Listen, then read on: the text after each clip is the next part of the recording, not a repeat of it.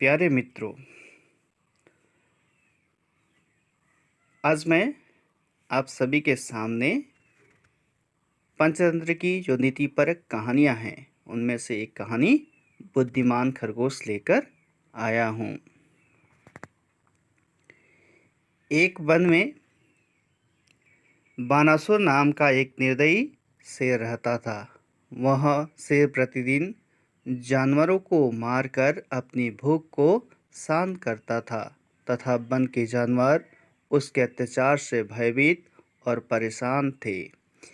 फिर एक दिन सभी जानवरों ने मिलकर योजना बनाई और बानासुर शेर के पास गए। वहां उन्होंने शेर के समक्ष एक प्रस्ताव रखा और कहा, जानवरों के भक्षण के कारण कोई भी जानवर अपनी जीविका हेतु घर से बाहर निकलने में भयभीत हो रहे हैं। इसीलिए प्रतिदिन एक जानवर आपके पास आ जाया करेगा जिसका आप भोजन कर सकते हैं। इससे आपको अपनी गुफा से भी बाहर नहीं जाना पड़ेगा। यह प्रस्ताव शेर को बहुत पसंद आया और वहाँ भी इस पर सहमति दे देता है।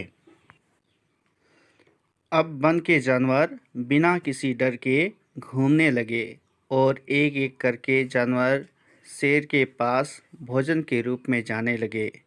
एक दिन एक खरगोश की बारी आती है जिसे शेर के पास जाना होता है। वह खरगोश बहुत बुद्धिमान था। रास्ते में चलते हुए उसने एक कुएं में झांका, जहां उसे कुएं में अपनी परछाई दिखी, जिसे देखकर खरगोश को एक युक्ति सूझी। वह जानबूझकर देर करते हुए शेर के पास पहुंचा, जिससे भूख के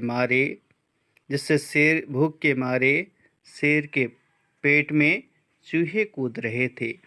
शेर ने खरगोश को देखकर कहा कि मुझे तेज की भूख लगी है और तू इतना छोटा है और उस पर भी बहुत देर से आया है।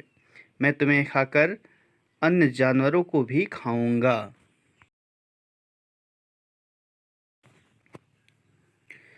यह सुनकर खरगोश बोला, हमारे कद को देखते हुए आपके भोजन के लिए 5 खरगोश को भेजा था, लेकिन रास्ते में दूसरे शेर ने 4 खरगोश खा लिए। मैं किसी तरह जान बचाकर आपके पास यही बताने आया हूँ। यह सुनकर शेर ने गुस्से में कहा, मेरे होते हुए यह दूसरा शेर कहाँ से आ गया? उसे मेरे समक्ष लाओ। तब खरगोश को बानासुर शेर को उस दूसरे शेर के पास ले गया और कुएं के पास पहुंचकर कहा कि वह शेर इस कुएं के अंदर हैं। जैसे ही बानासुर ने कुएं में झांका तो उसे अपनी ही परछाई दिखाई दी।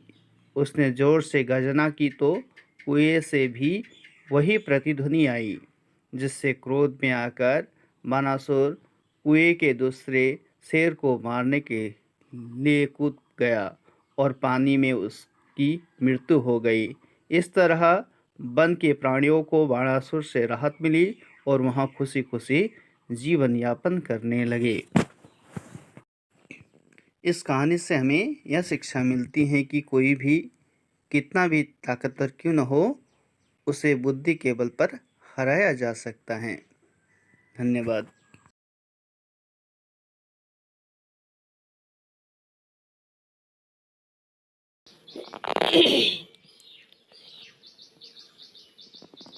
इस कहानी से हमें